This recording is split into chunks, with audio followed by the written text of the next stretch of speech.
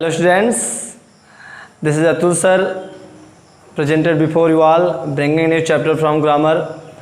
Grammar में आज एक नया चैप्टर आप लोगों के समक्ष अपने YouTube चैनल के माध्यम से प्रेजेंट हो रहा हूँ।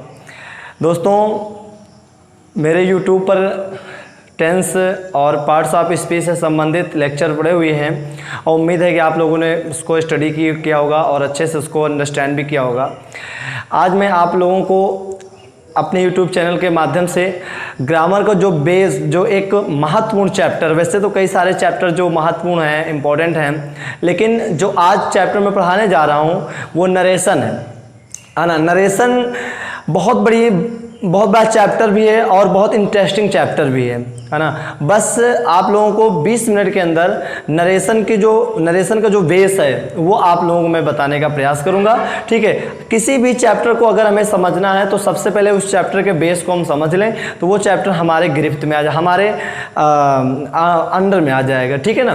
तो इसलिए फ्रेंड्स, एक बात हमारे सामने आती है कि हमारे सामने कोई भी चैप्टर होता है तो हम उसको डिफ़िकल्ट समझते हैं, लेकिन मेरे हिसाब से in my views, according to my views, no chapter are difficult, only we regard that chapter very difficult. Okay, if we try to learn any chapter which we regard difficult, that may be easy for us if we try. यदि हम प्रयास करेंगे तो वो chapter हमारे लिए दोस्तों ज़रूर से ज़रूर क्या हो जाएगा, इजी हो जाएगा।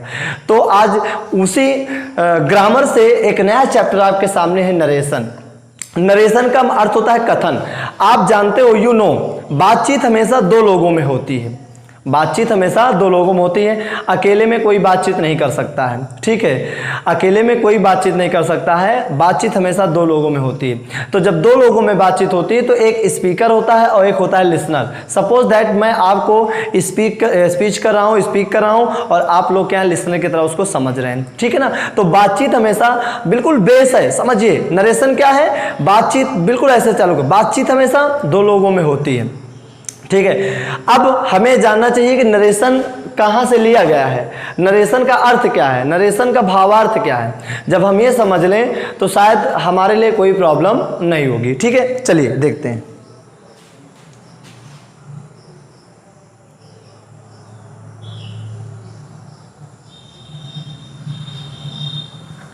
दोस्तों, एक मिनट अगर हम बात करें नरेशन कहाँ से लिया गया है, अगर हमें नरेशन समझना है तो नरेशन के बारे में जाने कि नरेशन लिया कहाँ से गया है।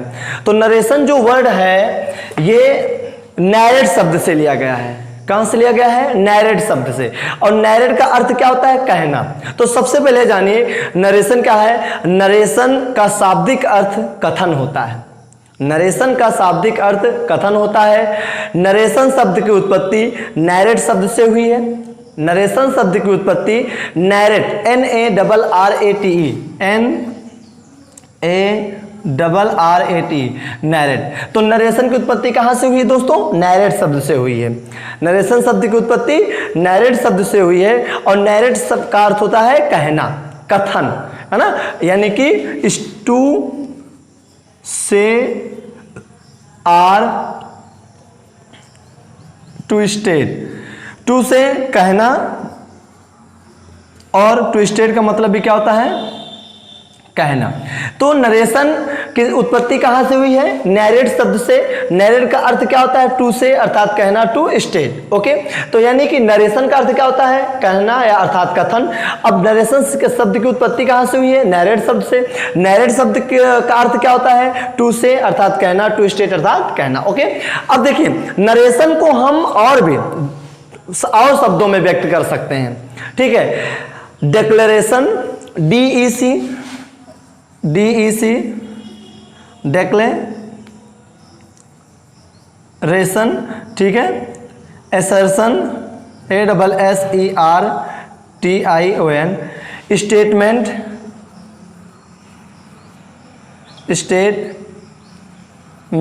इन तीन शब्दों में हम नरेशन को लिख सकते हैं। जैसे यहाँ हमने क्या लिखा, नरेशन। तो नरेशन का समानार्थक शब्द क्या हो जाएगा, जो सिनोनिम होगा वो क्या हो जाएगा, डिक्लेरेशन, एसर्शन और स्टेटमेंट भी लिख सकते हैं। तो आप लोगों ने इतना जाना कि नरेशन के बारे में हमने जाना, नरेशन का शाब्दिक अर्थ कथन होता है जिसकी उत्पत्ति नैरेट शब्द से हुई है। नैरेट शब्द का शाब्दिक अर्थ टू से, अर्थ टू स्टेट अर्थात कहना होता है ब्रैकेट में, ठीक है। नरेशन को अन्य शब्दों में भी हम व्यक्त कर सकते हैं। कौन से शब्द हैं? डिक्लेरेशन, एसर्शन और स्टेटमेंट। ये नरेशन की डेफिनेशन हो गई। अब आपने जान लिया, तुरंत अपनी कॉपी और पेन उठाइए और बिना टेंशन लिए हुए, बिना हेडक आप तुरंत लिख डालिए क्या काम ने। नरेशन शब्द का शाब्दिक अर्थ कथन होता है। नरेशन शब्द की उत्पत्ति नैरेट शब्द से हुई है। नैरेट शब्द का शाब्दिक अर्थ टू से, अर्थ टू स्टेट कहना होता है ब्रैकेट में। नरेशन शब्द का समानार्थक शब्द यानी कि अन्य शब्दों में भी हम लिख सकते हैं। कौन कौन शब्द हैं? डिक्लेरेशन, एसर्शन और स्टेटमेंट, ठीक है। ये बातें हो गई। तो हमने आज पहले जाना कि नरेशन का जो डेफिनेशन है उसके बारे में हम लोगों ने जाना। अब आइए हम लोग जानेंगे कि सर नरेशन और भी विस्तार में कैसे जाने, है ना। तो ये तो डेफिनेशन हो गई है ना। अब नरेशन हमने भी बताया था कि बातचीत हमेशा दो लोगों में होती है। जब हम बोल रहे हैं तो आप सुनेंगे, जब आप बोलेंगे तो हम सुनेंगे, यानी कि वो एक समय में एक ही व्यक्ति बोल सकता है, ठीक है। अब ये थोड़ी है कि 10 लोग इकट्ठा हैं, 10 लोग एक साथ बोल लेंगे तो उसमें उस बोलने का कोई अर्थ नहीं निकलता है। यानी कि हम बोले आप सुने, आप बोले हम सुने, तो उसका एक मीनिंग, उसकी एक मीनिंग निकलती है। और जब दोनों लोग आप भी बोलते रहेंगे हम भी बोलते रहेंगे तो उसका कोई अर्थ नहीं निकलता दोस्तों, ठीक है। अब देखिए एक बात आती, तो हमने कहा बातचीत हमेशा दो लोगों में होती है ना। अब दो लोगों से यानी कि हम किसी भी व्यक्ति की बात को हम दो रूपों में व्यक्त कर सकते हैं। किसी भी व्यक्ति की बात को, यानी कि अगर आप मेरी बात को किसी अन्य से व्यक्त करना चाहो तो दो तरीके से व्यक्त कर सकते हो। एक तो मेरी ही भाषा में दूसरे के सामने मेरी बात को प्रेजेंट करना, अथा मेरी भाषा को तो वो कहलाता है डायरेक्ट मेथड, और मेरी भाषा को अपने तरीके से आप दूसरे के समक्ष प्रस्तुत करो तो that is called indirect method.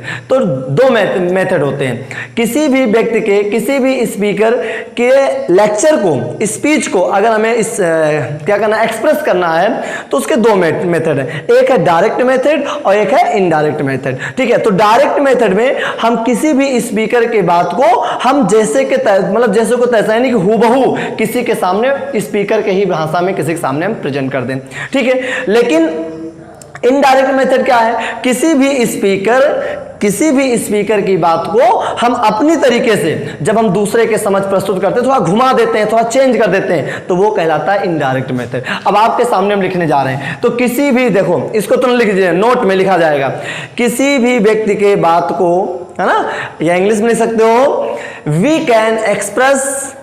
Can express any statement of a speaker in two ways. क्या कहा हमने? We can express the statement of a speaker in two ways before someone. किसी के सामने हम किसी स्पीकर की बात को हम दो तरीके से व्यक्त कर सकते हैं, दो तरीके से व्यक्त कर सकते हैं, है ना। पहला तरीका क्या है? Direct method, direct method, okay. दूसरा है इनडायरेक्ट मेथड। दोस्तों इसको आप हल्के मत लीजिएगा, ये आपके 9, 10, 11, 12 के लिए यूजेबल नहीं है, बल्कि हर एग्जामिनेशन के लिए यूजेबल है, ठीक है ना। कहीं भी किसी भी कोर्स, कहीं भी क्लास लेने जाओगे, कितनी भी बड़ी क्लास हो जाए, आपको पढ़ाया सिर्फ यहीं से जाएगा। हो सकता है इतना बेस से ना पढ़ाया जाए, तो समय रहते हम हर चीज़ को गेन कर लें। देखिए हम अभी क्या कहा हमने, हम किसी भी व्यक्ति की बात को, यानी कि we can express the statement of a speaker before someone in two ways. We can express, ध्यान दीजिएगा, आप अपने आप से भी लिख सकते हो, we can express the statement of a speaker before someone in two ways. किसी भी व्यक्ति के, किसी भी स्पीकर के स्टेटमेंट को हम किसी के सामने दो तरीके से व्यक्त कर सकते हैं। आपके सामने लिखा हुआ है डायरेक्ट मेथड, यानी कि प्रत्यक्ष तरीका, है ना, प्रत्यक्ष तरीका, और अप्रत्यक्ष तरीका।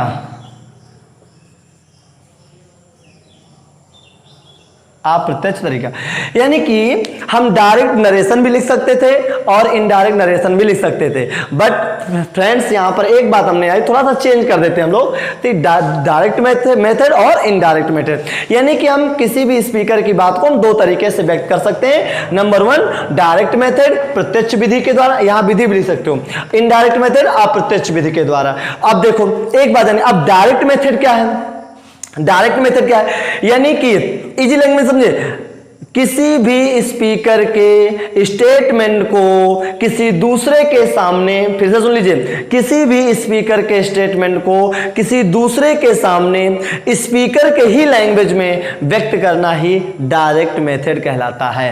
यानी कि और अच्छे समझ लीजिएगा, अगर आप मेरी बात को किसी दूसरे के सामने मेरे ही लैंग्वेज में प्रस्तुत कर दो कि मैं, अतुल सर ने कहा कि मैं लखनऊ जाता हूं, अब तुम यही चीज जाओ दूसरे से कह दो मैंने कहा अतुल सर लखनऊ जाते हैं, यानी कि तुम कोई परिवर्तन ना करो, तो वो कहलाता डायरेक्ट मेथड, है ना। तो यानी कि इंग्लिश में क्या कहोगे? We can, when we express, क्या लिखोगे? When we express the statement of a speaker in the method of speaker before someone. When we express the statement of a speaker in the language of, या in the statement of a speaker before someone, या और भी जी कर सकते हो, when we express the statement of a speaker before someone in the language of a speaker without changing is called direct method. यानी कि जब हम किसी स्पीकर की बात को दूसरे के सामने उसी की लैंग्वेज में व्यक्त करते हो कहलाता है डायरेक्ट मेथड। इनडायरेक्ट मेथड क्या है? अब आप समझ ही गए होंगे कि घुमा फिरा के बात करना, कि कोई तुम्हारे सामने किसी आपके बहुत चहेते व्यक्ति की बुराई करता हो, ठीक है, और जिसको आप बहुत ज्यादा मानते हो, है ना, तो आप से जिसने कहा जिसके बारे में आप उसका, तो आप उसको थोड़ा घुमा करके कह दो, है ना, तो वो कहलाता है इनडायरेक्ट मेथड। तो दोस्तों, जब किसी स्पीकर के बात को, जब किसी स्पीकर के कथन को कोई श्रोता अपनी भाषा में अर्थात चेंज कर देता है, जब किसी वक्ता मतलब स्पीकर, जब किसी स्पीकर की बात को कोई श्रोता स्पीकर के शब्दों में ना बता करके बल्कि उसमें थोड़ा परिवर्तन करके दूसरे के सामने प्रस्तुत करता है, क्या कहलाता है? इनडायरेक्ट मेथड कहलाता है। इंग्लिश में लिख सकते हो, when we express the statement of a speaker before someone not in the language of a speaker but changing in the statement of a speaker is called indirect method। जब हम किसी speaker की बात को डायरेक्ट ना कहकर बल्कि थोड़ा परिवर्तन कर देते हैं, क्या कहलाता है? इनडायरेक्ट मेथड कहलाता है। ठीक है, तो अब आपके मन में आएगा सर ने एक ही चीज कितना देर लगा दिया, तो भैया देर लगाने के वजह भी है कि इसको हमें अच्छे समझ में आ जाए। पढ़ाना ही मेन उद्देश्य नहीं कि हमने पढ़ा दिया भैया खाना पूर्ति, नहीं, हमको आना चाहिए। ठीक है, आपने नरेशन समझा, अब नरेशन के बातें समझा कि बातचीत दो व्यक्तियों में होती है, कैसे होती है, ये मैंने आपको यहां पर क्लियर किया। अब मैं आपको बताने जा रहा हूं कि डायरेक्ट जो है, डायरेक्ट मेथड है ना, डायरेक्ट नरेशन, इसको हटाते हैं हम। जो डायरेक्ट नरेशन है, जब हम डायरेक्ट से इनडायरेक्ट बनाते हैं, जब हम डायरेक्ट से इनडायरेक्ट बनाते हैं, तो जो डायरेक्ट होता है, यानी कि हम हमने दो कही है कि डायरेक्ट मेथड और इनडायरेक्ट मेथड। तो जो डायरेक्ट मेथड होगा, DIRECT, डायरेक्ट मेथड, यानी कि प्रत्यक्ष विधि।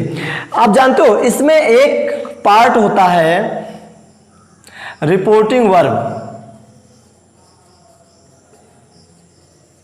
रिपोर्टिंग वर्ब एक पार्ट होता है, और दूसरा पार्ट होता है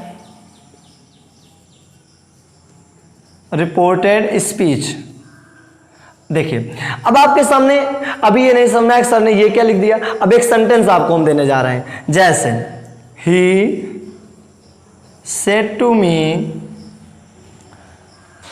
she is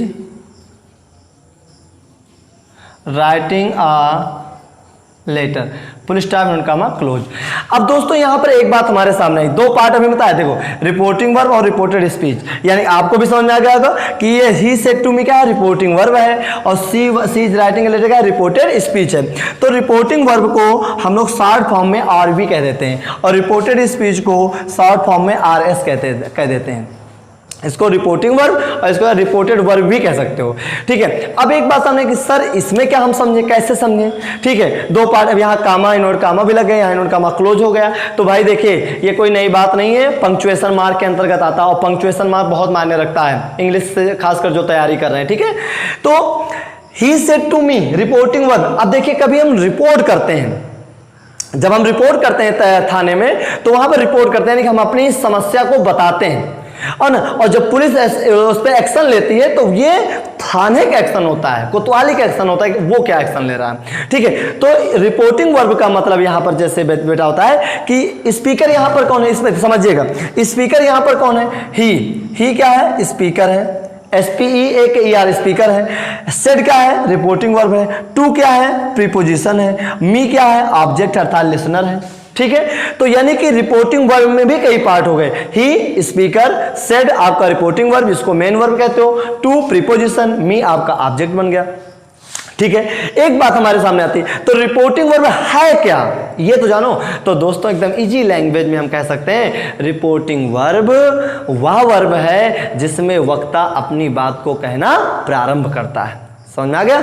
रिपोर्टिंग वर्ब वह वर्ब है या नरेशन का वह पार्ट है जिसमें वक्ता अपनी बात को कहना प्रारंभ करता है। यहाँ ये वक्ता है, आई आता, सी आता, मोहन आता, कोई भी ना, वो स्पीकर होता है। ठीक है, रिपोर्टेड स्पीच क्लियर हो गया कि जिसमें वक्ता अपनी बात को कहना प्रारंभ करता है। तो ही सेड टू मी, उसने मुझसे कहा, यानी कि कहना प्रारंभ किया। क्या कहा अभी नहीं पता है, तो सीधे अब वो जो कहेगा वो कहाँ जाएगा, रिपोर्टेड स्पीच में चला जाएगा। कहाँ चला जाएगा, रिपोर्टेड स्पीच में। यानी कि रिपोर्टिंग वर्ब में वक्ता ने कहना प्रारंभ किया और रिपोर्टेड स्पीच में जो कुछ कहा उसने उसको व्यक्त किया गया, उसको क्या किया गया, व्यक्त किया गया। तो प्यारे बच्चों, जो रिपोर्टिंग वर्ब होता है वो कामा और इन्वर्टेड कामा से स्वतंत्र होता है, फ्री होता है। अब इसको अगर हम सिंथेसिस के नजरिए से देखें, सिंथेसिस जब हम पढ़ेंगे तो सिंथेसिस में तीन चीजें पढ़ना हमको, आपको simple sentence, compound sentence, complex sentence. तो दोस्तों तो ये जानते हो, अगर सिंथेसिस के नजरिए से देखें तो ही सेड टू मी, आपको मैंने शुरुआत बताई थी क्लाज, क्लाज कितनी होती, तीन, principal clause, subordinate clause, coordinate clause. तो ही सेड टू मी क्या आपका है, प्रिंसिपल क्लाज, और she is writing a letter क्या है, सबऑर्डिनेट क्लाज। ये तो सिंथेसिस की लैंग्वेज में हो गया, लेकिन नरेशन की लैंग्वेज में ये रिपोर्टिंग वर्ब है और ये रिपोर्टेड स्पीच है। रिपोर्टिंग वर्ब क्या है, जिसमें वक्ता अपनी बात को कहना प्रारंभ करता है, और रिपोर्टेड स्पीच क्या है, जो वक्ता कहता उस बात को हम कामा और डबल एंड कामा के बीच में पुट करते हैं। ठीक है, ये बात हो गई।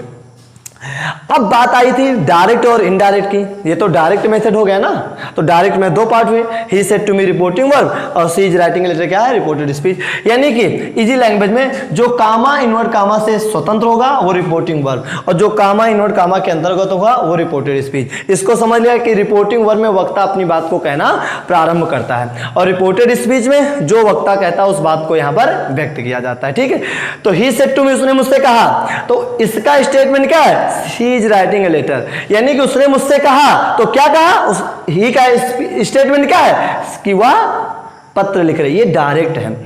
अब इसी बात को उठें, इसी बात को हमने जैसे लिखा है, he said to me she is writing a letter, तो आप उठो दूसरे के सामने करो, he said to me she is writing a letter, कोई चेंजिंग नहीं किया ना। लेकिन अब इस बात को आप उठो कि क्या, he told me, said to को चेंज कर दिए told में, तो क्या हो जाएगा, he told me। अब कामा एंड कामा हटाएंगे तो क्या हो जाएगा, दैट। सी थर्ड पर्सन का प्रोनाउन है तो क्या हो जाएगा, सी। ये देखो रिपोर्टिंग वर्ब पास्ट में है तो रिपोर्टेड सी प्रेजेंट कंटीन्यूअस में है तो चेंज हो जाएगा, पास्ट कंटीन्यू वाज, फिर क्या हो जाएगा, राइटिंग आ लेटर।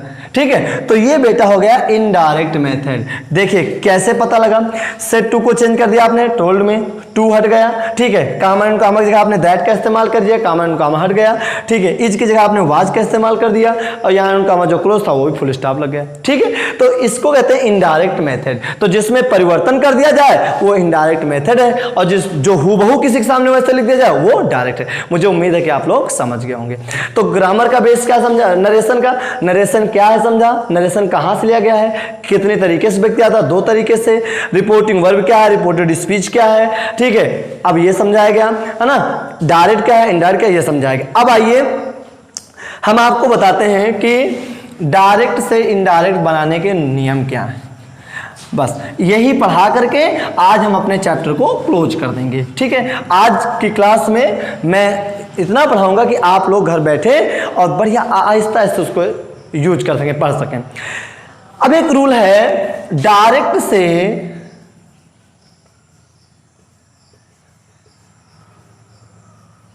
इनडायरेक्ट बनाने के नियम। डायरेक्ट से इनडायरेक्ट बनाने के नियम। माय डियर स्टूडेंट्स, एक बात, one thing we have to remember, ठीक है, एक बात यहां पर हमको याद रखना है कि डायरेक्ट से इनडायरेक्ट बनाने के जो नियम है बहुत ज्यादा डिफिकल्ट नहीं है, केवल हमको कम समय में बहुत ज्यादा काम करना है।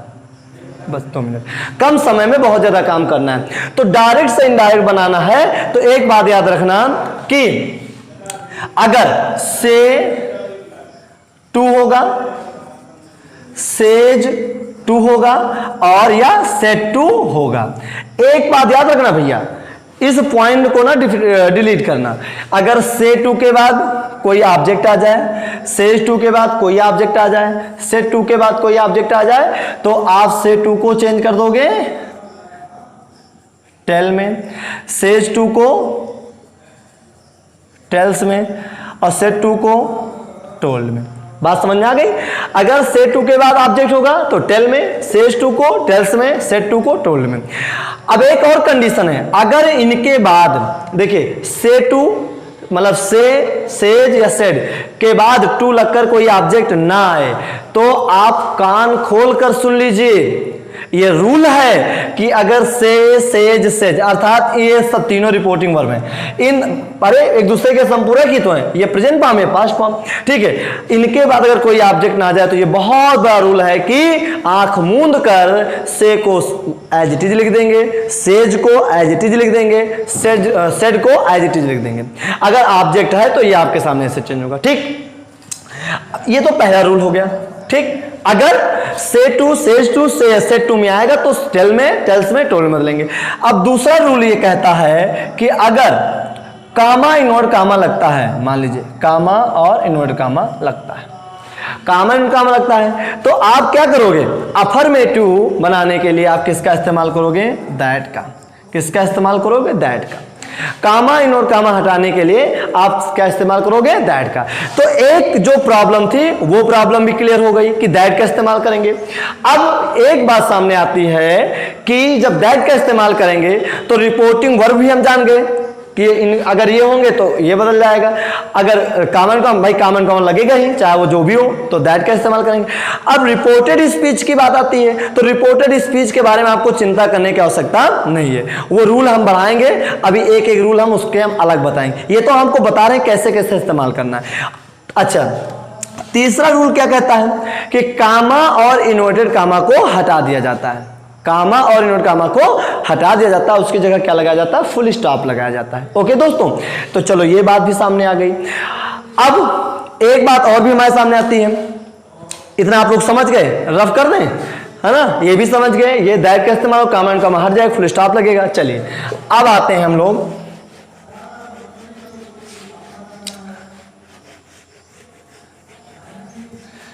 एक बात आपको बता रहा हूं कि जैसे हम किसी चीज को पढ़ते हैं, टेंस पढ़ते हैं, तो एक टेंस को 6 प्रकार से बोलते हैं। मैं जाता हूं, मैं नहीं जाता हूं, क्या मैं जाता हूं, क्या मैं नहीं जाता हूं, मैं कहां जाता हूं, मैं कहां नहीं जाता हूं। 6 प्रकार एक ही सेंटेंस आपने बोला, ठीक है। वैसे नरेशन में भी काइंड्स ऑफ सेंटेंस को जानना बहुत जरूरी है, ठीक है। तो सबसे पहले असर्टिव सेंटेंस,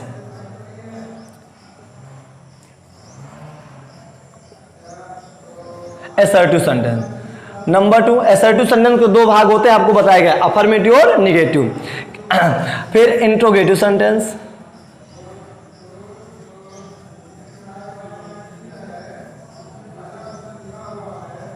इंट्रोगेटिव सेंटेंस। तीसरा है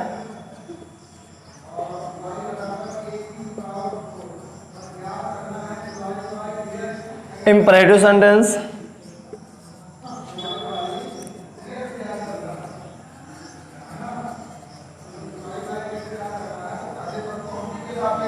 एक्सक्लेमेटिव सेंटेंस,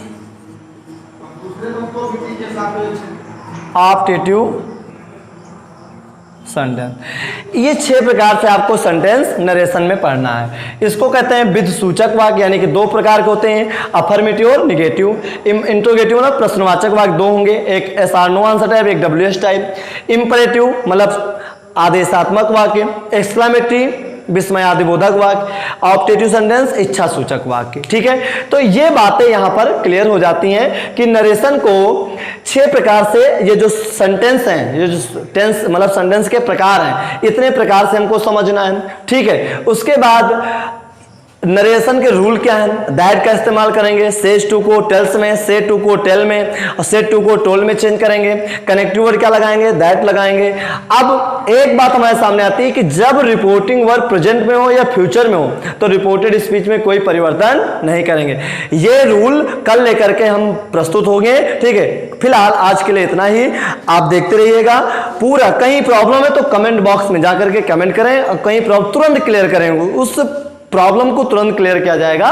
ठीक है, आप देखते रहिएगा, शुरू से अंत तक आप पूरे वीडियो को देखें। कहीं प्रॉब्लम है तो आप कमेंट करके उसको बताएं। Thank you.